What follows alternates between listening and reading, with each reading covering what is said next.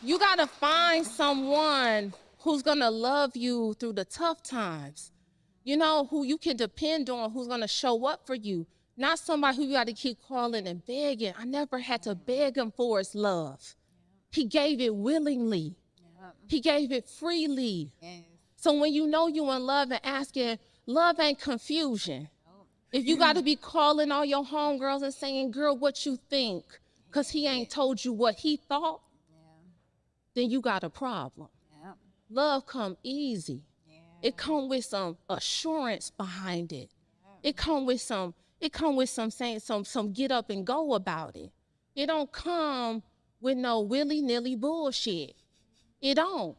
It come with pure dedication and commitment. That's what love come with. So if you got to question it and you got to say, well, I don't know, I had to cut. No, baby, he ain't the one. Yeah. The one show up, you gonna know.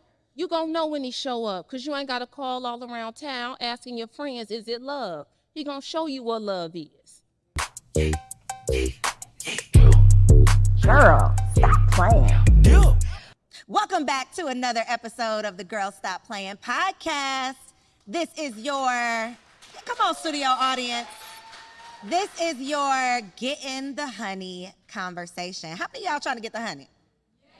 Right? Because life is more than just money. We want the bag, but we want the bae to go along with it, okay? We want the money and the honey. Before I get into this conversation, I got to shout out my homie lover husband who's in the building. He hiding, y'all. He likes to be behind the scenes, but clap it up for the main man. That's my boo, y'all. That's my boo.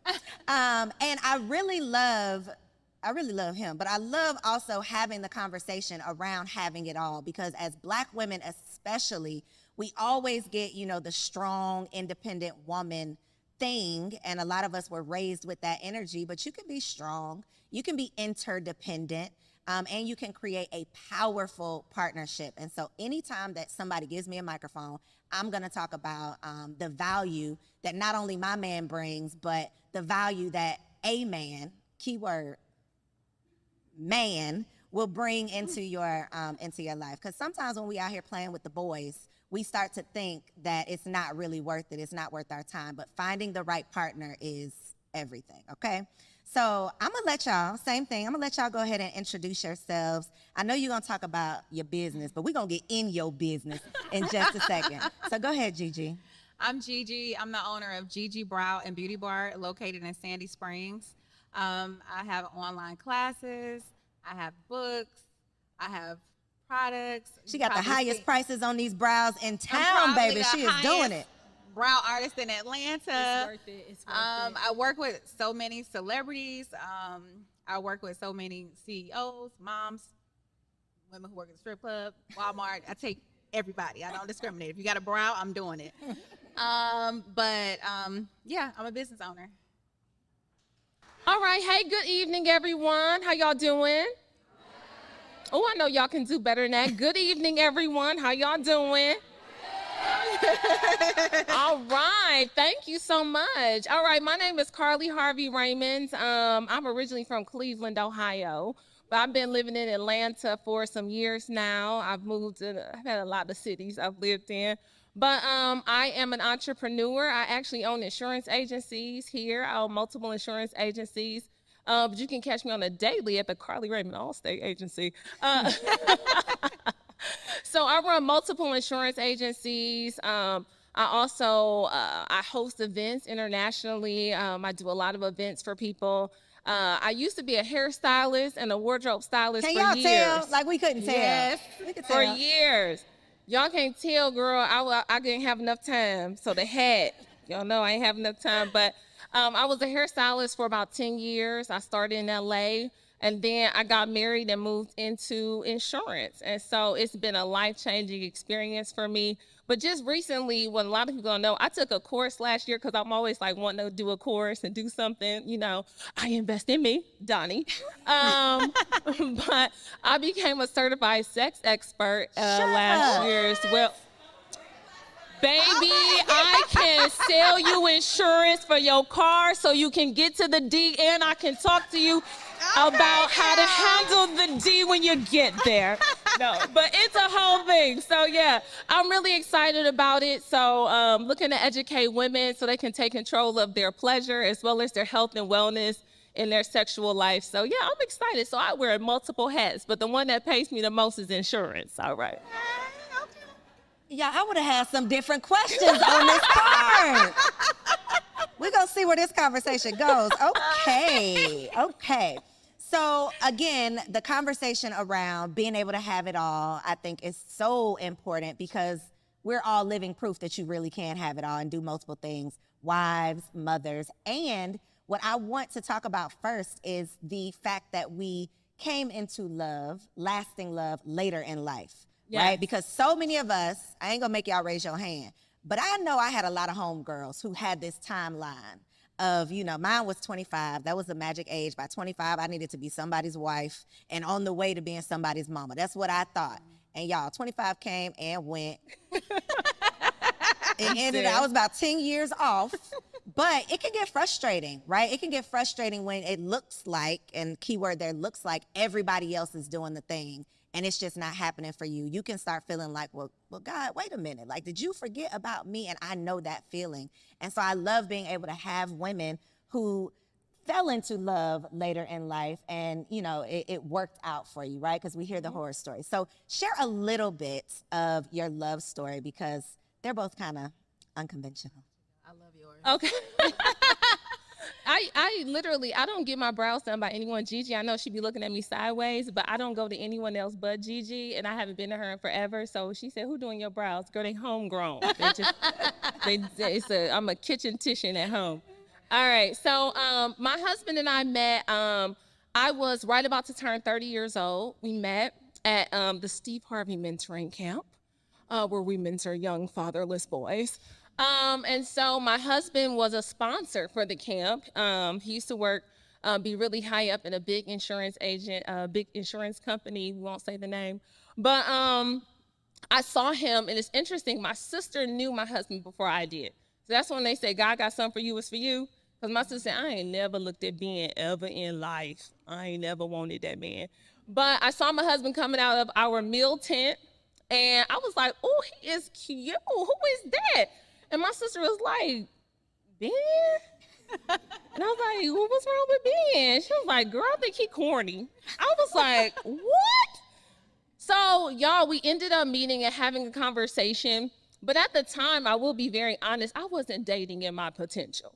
All right? I was dating the thugs, Girl, he got one foot in jail. But, girl, I love him, right? I wasn't dating within my potential, ladies and gentlemen. And so I was dating these guys, and I met him, and I was like, when we started having conversation, I was like, oh my God, he's so corporate. I was like, oh my God, I don't know. I like a little, I like a Negro who maybe needs a little subtitle when he talks, It's like, is that closed caption? So I was like, oh wow, he's got all his wits, okay. So we started having conversation, and initially I didn't think that he would be for me. I thought he would be great for someone, but I wasn't ready to receive the blessing, right? Mm-hmm. And so we ended up being friends, and I was like, he is the furthest thing from corny. He is so lit. I love him so much. I was like, ooh, you saucy. And so we ended up going out. He said, hey, I'm going to be in Atlanta. I would love for you to host this event for my foundation in Dallas. And so I was like, oh, I don't do free. This ain't free. And he was like, okay, I got you. I was like, oh, okay, I ain't know. And he was trying to do a little bargain basement, my bro. But no, so we ended up talking, and he said, hey, can I take you out to lunch? At the time, I was really busy. We ended up going to dinner instead. And the whole time, we maybe talked about this foundation event like for 5 minutes. And then for the rest of the time, I was really getting to know him. And I was like, oh, he is, I like him. But still, I wasn't thinking he was for me, right? So then I go out with him. He calls me. He says, hey, are you free? He was like, you be styling people. You free? I need a little style session. I said, okay. So then my way to see if he actually knew what style was to really get him into the mall. And I was like, okay. You know, people be saying they know stuff. They don't. Okay. They think they got style, but they don't. So we ended up going out. We had an awesome time. And even then I called my sister that night and I was like, he would make someone an awesome boyfriend, right? And I still wasn't thinking he was for me because I was like, oh no, you know, I think I'm looking for something different, right? And then we ended up having another conversation, and we went out again, and I was like, okay, I really like him. And he ended up asking me out for my birthday, which is in August. I just had a birthday, but he ended up asking me out for my birthday, and he said, hey, I'm in Houston. Can I fly you to Houston to have dinner with me? And I was like, yes, of course. And he was like, I'll get you your own room. It's nothing. I'm not trying to, it's nothing. And I'm like, oh, okay, don't be thinking you're going to be getting none. I'm classy. Right, So, you know, I was like, you know, sure. No, of course not. Okay. But we ended up going out, having a fantastic time. We went out to dinner, and we've been together ever since. Like my husband says, we've been together since I met. We met on June 16, 2012. Our son was born June 16, 2016. So when I tell you it was God ordained, it was God ordained. So that is how we met. Yes. Yes. I love her and her husband. Anyway. All right, you guys. So my relationship with my husband, we went to high school together. I was like Carly in high school. I wanted the gold teeth. I wanted the rims. I wanted the D-boy. So we were just really good friends, like best friends. I would tell him about my relationships all throughout college, on and off dating people. He was right there. We were still friends. He was a really good dude. And he always was like, you know, I like you. And I'm like, yeah, but you don't like the nice girls? You know, like, I don't know. You know, I like a little edge, a little... Let's just be friends, you know? So we just always was friends. And then finally, I got engaged to somebody else. And that relationship was horrible. It just was terrible. And when I left him, you know, I was like, I'm moving. I left him, you know, and he was like, word? I was like, yeah. So he like helping me move into my new apartment. And we just started hanging out more. And then one of my clients said, why won't you date him? You know, and I was like, him? Girl, we just friends. We went to high school together. And she was like, show me a picture of him. So I showed her a picture of him. She was like, shit, I'll talk to him. I was like, hold on. Hold on. Let me look at him. Okay, let me look at him. And I looked at him and I was like, let me try this. And we've been together ever since. You know, we've been together ever since. So I feel like that was God. Like, listen, I took you through all of this stuff. He been right here. He was still here for you. He's such a good husband, such a good dad. I mean, he's made me a better person. So I'm so thankful that he was still available.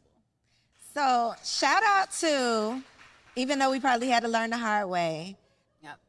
not chasing the bad boys, but slowing down long enough for the good man to find you. Yeah.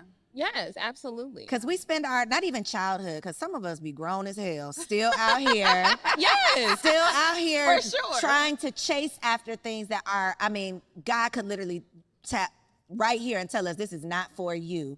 But we are still like lusting after that thing that really doesn't have our good interests at heart, that really isn't for us. And like the good husband is not always that. I mean, he could be.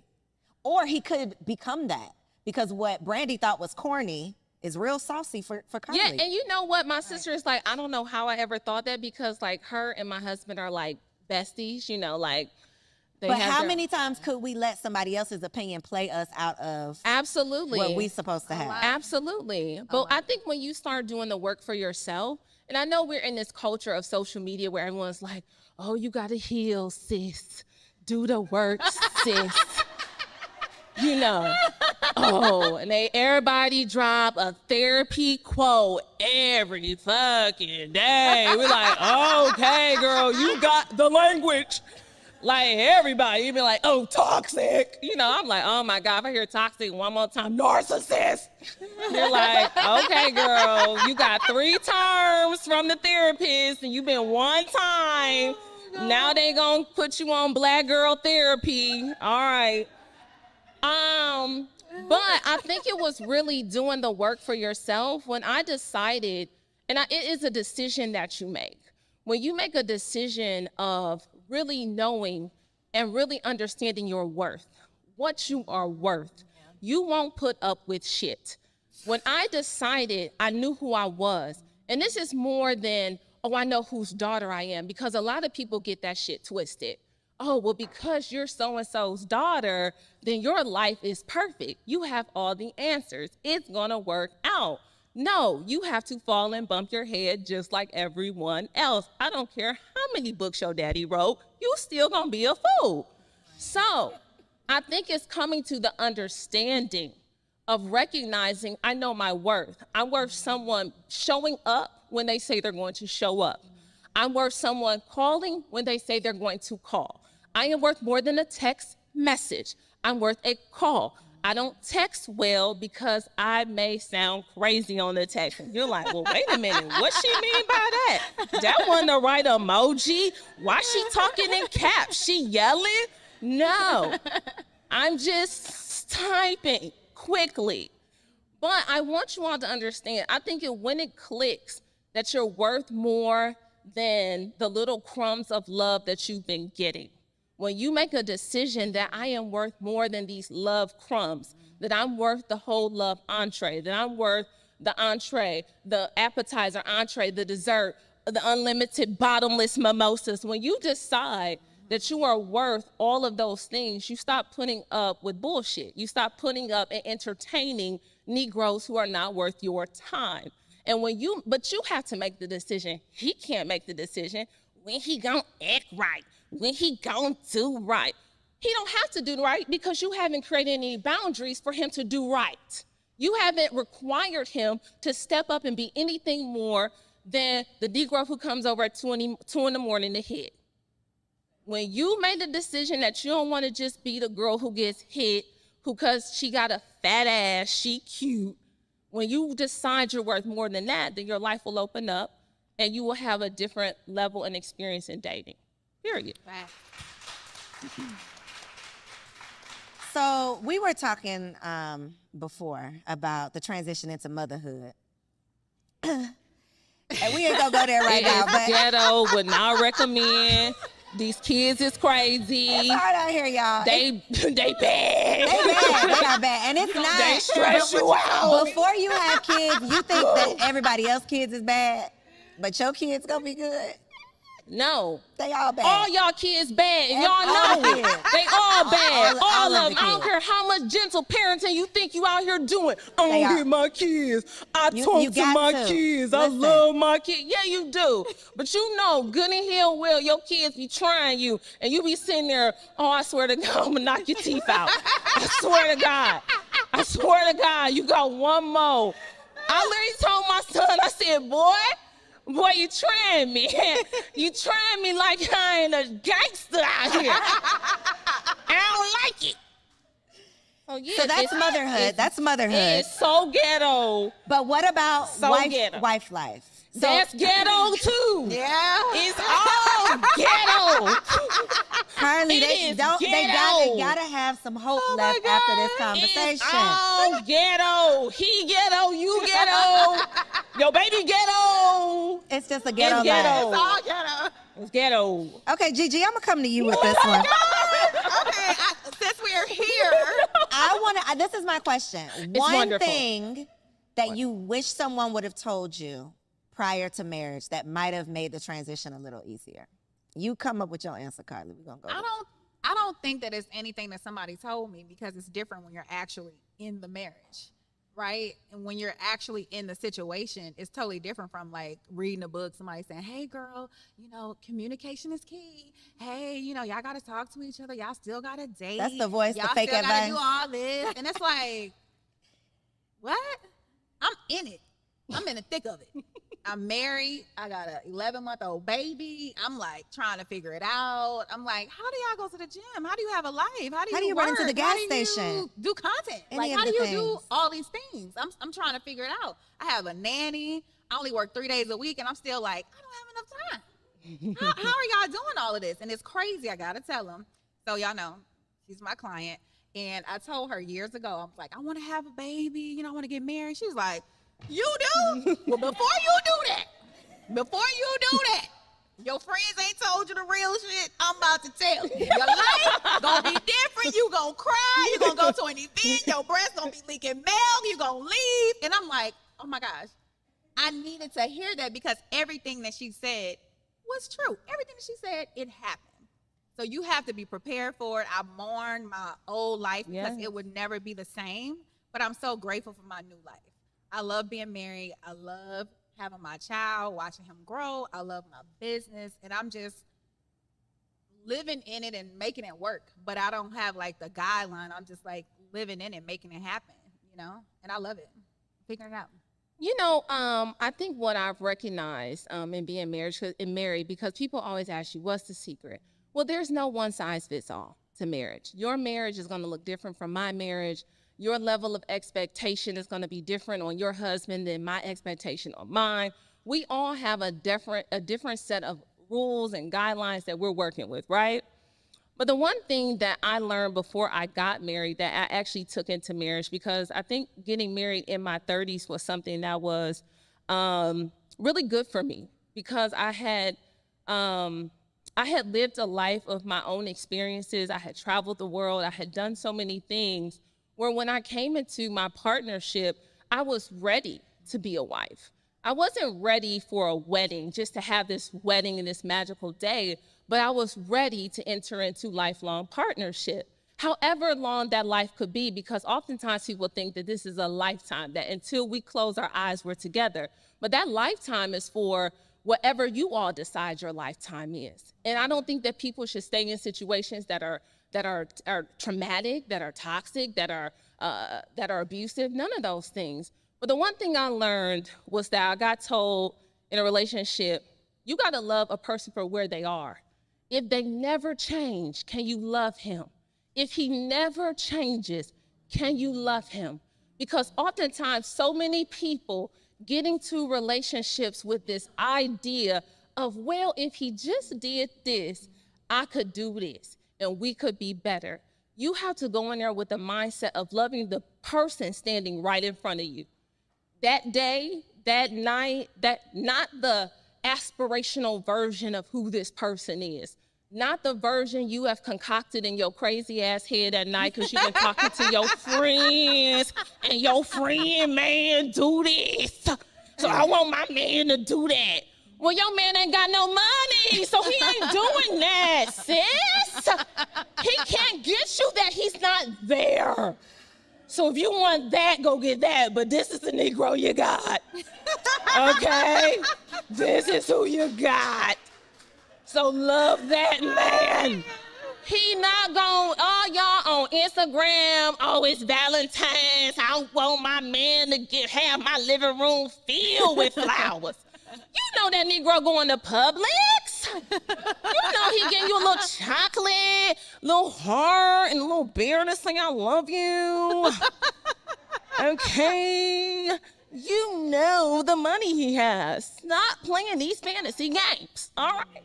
But, okay, little sidebar. Sorry, I got sidetracked. But you have to be able to love someone where they are, not this fictional version of what you've created of what love is. Because when you get in marriage, the thing about it is, this is loving, making a choice every day to love them. I make a choice every day to love Ben Raymond, every day. I choose it when he's getting on my nerves, when I don't like him, because you're not going to like them and he's not going to like you. I hate to break it to you, sis. He don't like you either. All right? He don't like you. You think that shit you was doing was cute. No, he in the bathroom like, this bitch get on my nerves. I'm trying not to knock this bitch in the face. And he come out like, okay, baby, what you want? Oh, you still ain't figured out what you want to eat? Oh, okay. Then he done had to talk himself off the ledge from calling you a bitch because he loves you.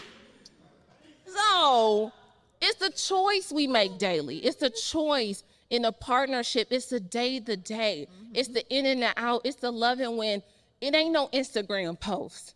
It's when, when y'all owe the IRS a whole lot of money.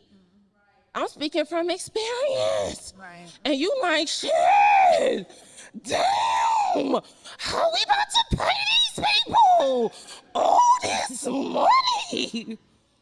It's crying in your car. It's praying for him when you don't even want to pray for him. It's loving somebody through the thick of things. It's loving through somebody through grief. It's loving somebody through the death of parents. It's loving somebody through the death of their friendships, the death of their job, the death of their career. It's loving them up off the ground and him loving you. Like when you recognize that it is a partnership, it is a day in, it's not, oh girl, he took me shopping. Right. That's bullshit. Right. It is he was able to hold me when I was crying because I got diagnosed with cancer. He was able to love me when I lost a baby. He was able to still say, we can do it, we can try again. That is what love is. It's not this Instagram stuff that people got y'all believing that let me tell you, you think these Negroes come and heal. I want a heal man. He gotta be in therapy, but you may be a catalyst to get him in therapy. You may be the person that say, hey, baby, I love you so much. It's some shit you got going on, but I want you to go talk to somebody because you can't keep talking to me. I don't have the answers. It's that part. It's him being able to love you through your stuff. You showing up every day different with a different wig. He don't know who he about to get. He don't know who the hell you are in the morning.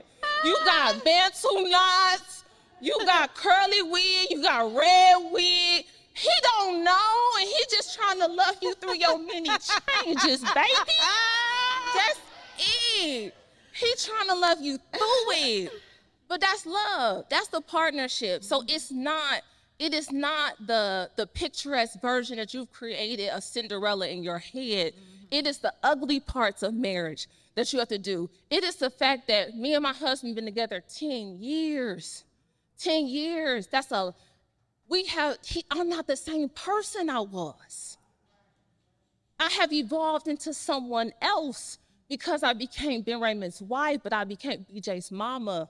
That changed my perspective. And so that also showed me how to show up better for myself, but for my family. Like, that's love. It's love. Love ain't pretty. Love get ugly. Love is y'all cussing each other out. If you've been married, you have contemplated killing a Negro, and he done tried to ask his homeboy, how do I dispose of a body tomorrow? Is you free, nigga? Like, Lauren, that's marriage. Oh, it's not pretty. Yeah. It's not pretty, but it is beautiful at the same time because I got somebody I can do life with. And I'm telling you, y'all, I can't get baby. This man right here that I got, baby, he's so cold. He's so cold-blooded right here. How he stand up for his family, love on us, provide for us, just show up every day. I'm telling you, I feel like I got the creme de la creme, homie, okay? Yeah. Honey T, I mean, but don't get it twisted, he know who he got too. I don't come up short, baby. I don't come up short. I don't come up short. I know who I am, baby. Confident, full, and all of that stuff. And it's not about what you got. Right. It's not what's on you, it's what's in you.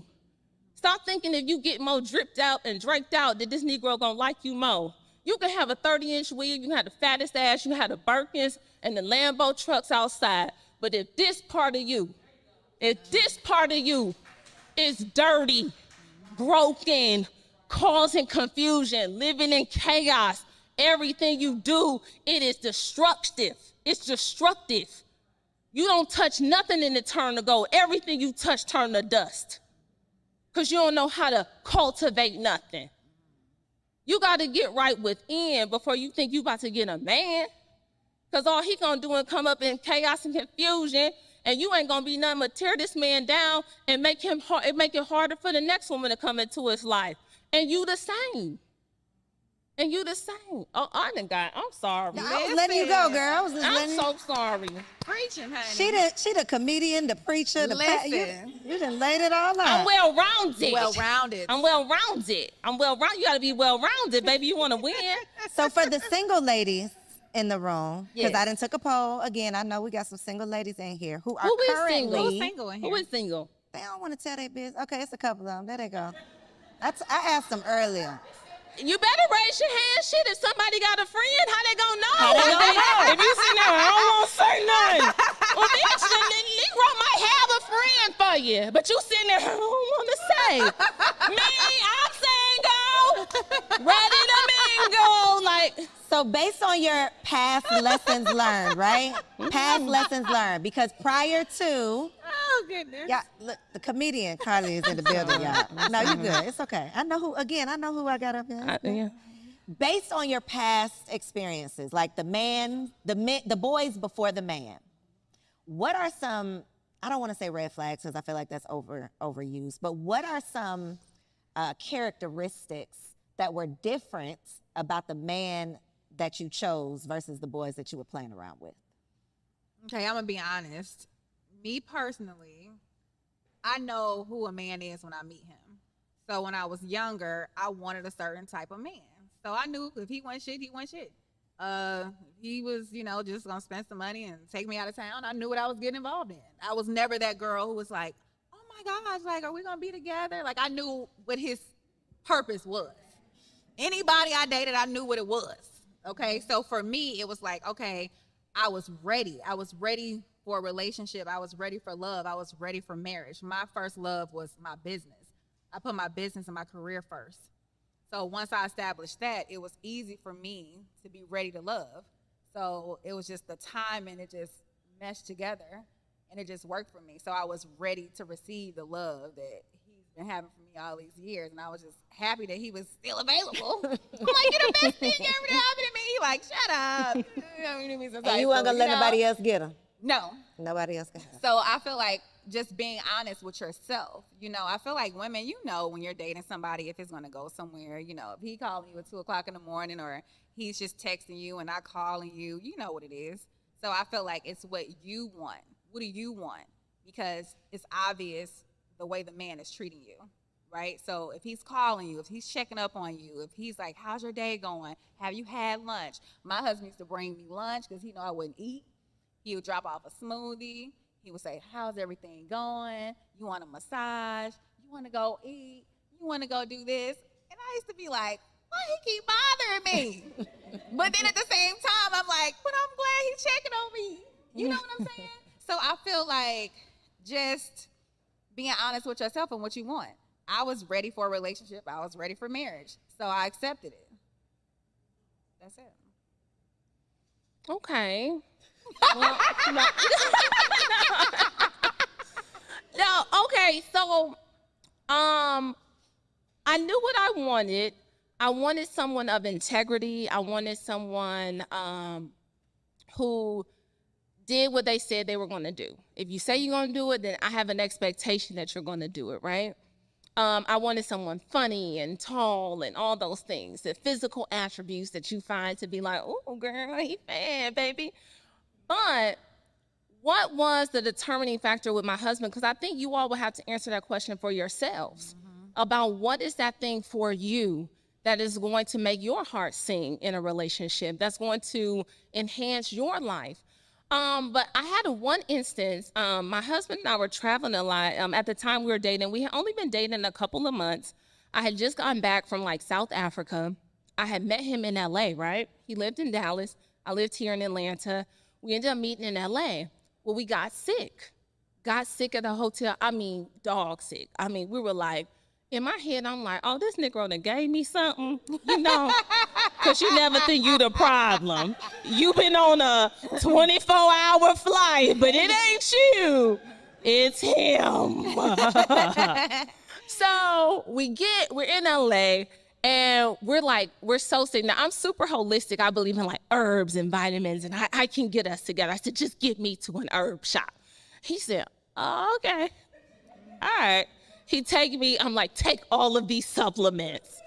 He like, all right. He said, yeah, I'm still sick, so you want to go to the doctor or what?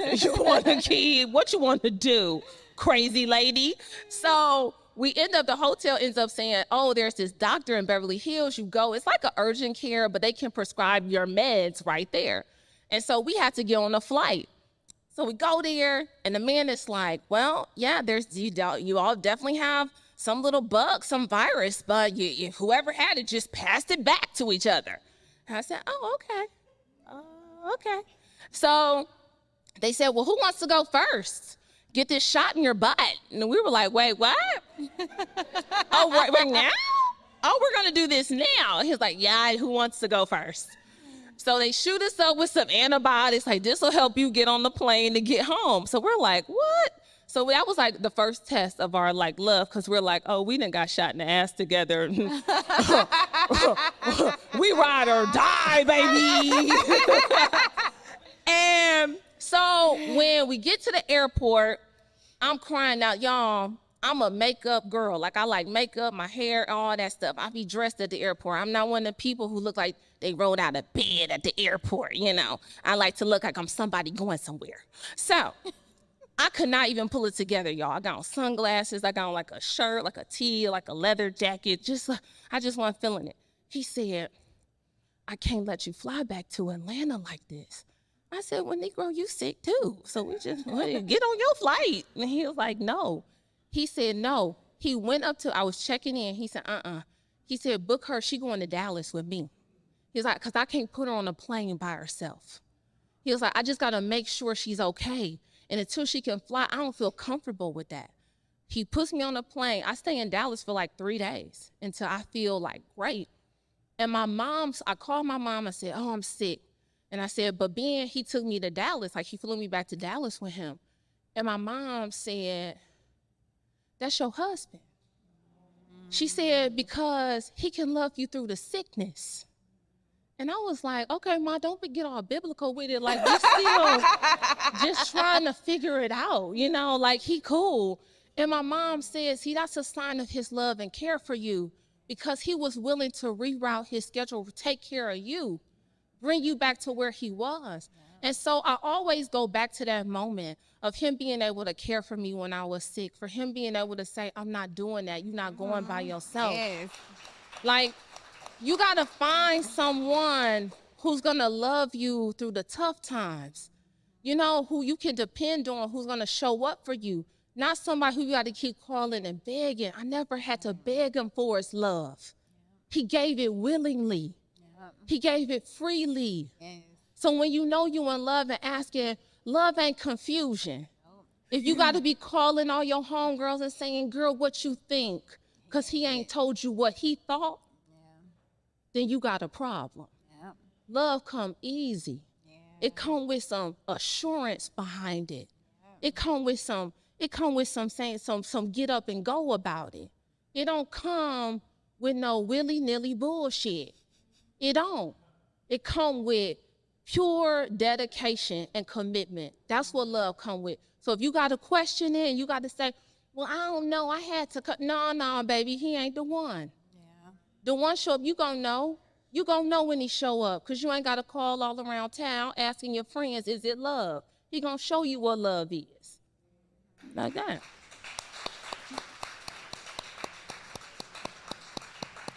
All right, my last question for the evening, and it's a curse word. Oh, well, we definitely use those. The curse word is submission, y'all. This is a word that has many social media meanings. Typically, I hear these meanings from people who are not married. And no shade, but I just want to ask two happy wives your take on it. And it could be, you know, whatever it truly is. What's your definition of it? What's your definition of it? That's what I'm saying. I don't know. Well, first of all, I'm a alpha female. Okay. Okay. Okay. So I know who I am. I'm very straightforward. You know, I speak my mind. I'm very confident. I'm a boss. So my attitude and how I move, you got to be real confident in yourself and be a strong person to take my mouth. And I feel like my husband, he understands work G and at home G. So if I'm in a mood or something like that, he's so laid back. He's a Libra. If I'm in like a funk, he like, oh, okay. What else is going on, right? And then he'll be like, you good? You ready to eat? Okay, cool. Food is your love language. That's my love he language. feeds you Anybody when you're that follows mad. me He know bought I me a love food. smoothie at work. It's a theme That's my here, love ladies language and gentlemen. is food. So he can deal with my personality and my attitude. Other relationships that I was in, we had the same kind of boom personality. Like, you know, if I have an attitude, they gonna get an attitude. It's like if I'm having like one of those days, my husband's just like, all right, you good now? Right? So it just works with us. Now, the submission thing, I feel like I do all the wifely duties. I cook, I clean. Oh, that's a wifely I'm his duty. barber. Okay. I'm his manicurist, pedicurist. I'm his masseuse. I'm everything to him. I'm his manager. Okay. Okay. If a friend get out of line, I'm like, no, you ain't with me. No, you know, I'm like everything to him. So I feel like I hold him down just like he hold me down. If I'm having a bad day, he's gonna lift me up. I'm the same way with him. Anything that I think about, he like, you can do it. You know, things that it sound crazy. He like, I'll support you with that. Like and I'm the same way with him. So the submission thing, I feel like when women hear that, it's like you're lowering yourself to the man. When I hear that, that's what I think. And I feel like I'm just coming as myself and he's accepting me for who I am, just like I'm accepting him for who he is. I cook, I clean, but he understands that I'm an entrepreneur as well. So I'm not just in the house doing all those duties, but I feel like I make it work for our family. Like Carly said earlier, everybody's marriage is different. Our marriage is different. He's an entrepreneur, I'm an entrepreneur. But in between everything, I make sure he got a cooked meal. I make sure that I'm cutting his hair. I'm making sure that he look fly. I'm making sure that he match me. Okay. So y'all are submitting to each other. Correct. Okay. Carly said the cooking and the cleaning do not. What you want to say, Carly? Well, I believe that cooking and cleaning are just basic life skills. Mm-hmm. Those are basic life skills that everyone should have. Mm-hmm. I do those things because I enjoy them, but not because that's just my duty as a wife. Mm-hmm. I believe that I do it because I enjoy a nice home. I like my home to be maintained very well. That's why I invest in a housekeeper, and I can do the picking up. I like my home to look very picturesque when you walk in. But I also believe that my husband is a part of our family. We are a community. So he also has to clean up. He also has to do certain things. Now, my husband says, I make too much money. I'm not cleaning no toilet. That's what my husband says. And that's fine. But that's why we pay someone to clean the toilet. If that's not what you want to do, then you create space for someone else to do it. So if I believe that that's just partnership, right? But I don't look at that as necessarily being submission. I look at submission as twofold. I look at both parties have to be able to submit. Because when you stand and get married, you all have devoted your life to one another. Whatever that looks like for you, whatever your vows said to each other, you all decided that we're going to do this thing together and we're going to do it our way. Now, that way may be, you know, Gigi is going to cook and clean and all those things. I grew up in a very traditional home, so those are a traditional set of values that I hold with me. They are. But I also recognize that there is a submission of will to everyone in the home, for the husband and the wife, because I do have to submit to my husband. I do look at my husband as the head. I absolutely do. And I honor that. I honor that. Not because he's just a man, because he has proven himself worthy. He's proven it. I didn't have to ask about it. He's proven himself by the things in which his display of love and affection and honor. He's proven that. But in the way in which he honors me is he may not know something. And he says, well, baby, what do you think?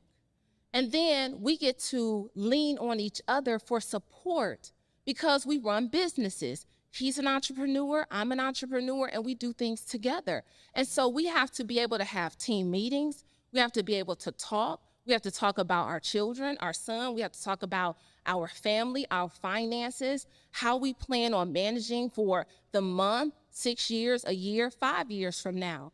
But the submission part, I think when people get it twisted, they automatically think, I'm not your servant. They look at submission as a servant role. Yeah.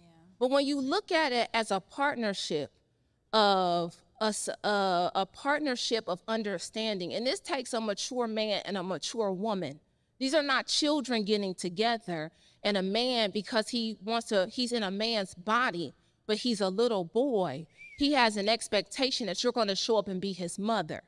Because that's a lot, there is some expectation on men. They want motherly love from you, not romantic partnership love. They want you, because if you're doing those things, they see that is love. You know, I'm not your mom, but I am your partner, and I'm gonna love you through all of those things. But I do submit to my husband when it comes to making certain decisions. There are certain decisions that I trust my husband, but I trust him. So he hasn't given me any reason to waver in my trust and our stability. So when you have that, you're able to yield to someone else's will because they've proven themselves. Just like you as a woman you've proven yourself to be a righteous stand-up woman who has the smarts and the brains to be the sounding board when it comes to business and family and life. This is not just a one-sided thing. Marriage is more than cooking and cleaning. It really is. It's more than y'all showing up to events. Marriage is a day-to-day declaration of love. It is you saying that I can't say all the things because I want to say them and because I can. Just because you can say it don't mean you should say it. And I know that's a hard pill for some of us boss bitches to swallow. You know. What we learned in marriage counseling before we got married, they said, yes, you all are both alpha. Like you have a very strong personality, Carly. You run these things. But when you hit that door, when you hit the threshold, everybody in here, when you walk in that door, everybody has to submit. Everybody. This ain't just a one-sided thing, because he got to take his hat off. Because when we first got married, I told my husband, hey, baby, you talk to me like you talking to your assistant and your staff. I don't operate in that way. But you can get so caught up in conversing throughout the day one way. You come home and you want that same talk.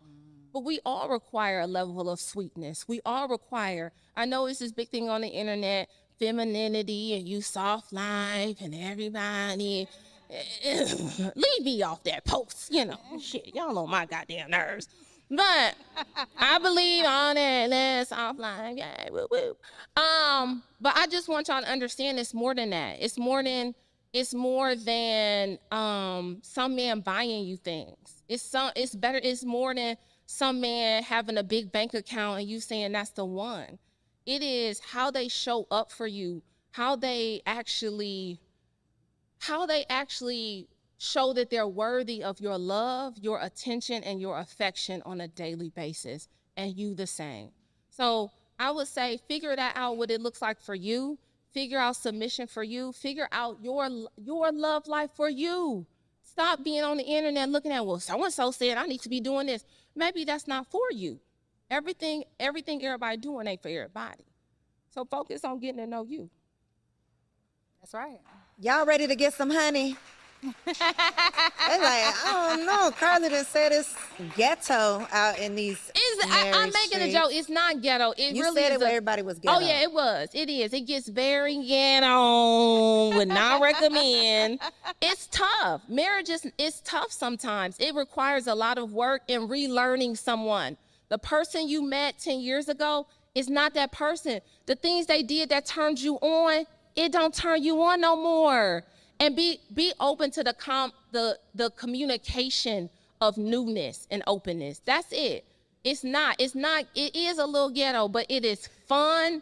It's wonderful, it's loving, it's partnership, it's all those things. But there has to be an openness to grow in all things, not just in one area. You are not the same person you were when you got married. And you don't have to be. That's a good thing. We evolve. So yeah, learn to love them for who they are right now. Just continue to get to know them. That's it. So if we want to come get our brows done by the best, where can the people find you? Child, you ain't getting no appointment, so don't even. Baby, she booked up for 22. She booked them busy. Try 23. Well, if they want to see your work, they might not get just to experience look at it, because you ain't getting in. Y'all so wrong. All right, you guys, if you're on Instagram, you can follow me at All Eyes, ALLEYEZONGG. It's All Eyes on Gigi. My website is gigibrows.com. I open my schedule the end of every month, so you do have an opportunity to sit in my chair. I have online classes. I have products. I have some things coming out, so make sure you follow me.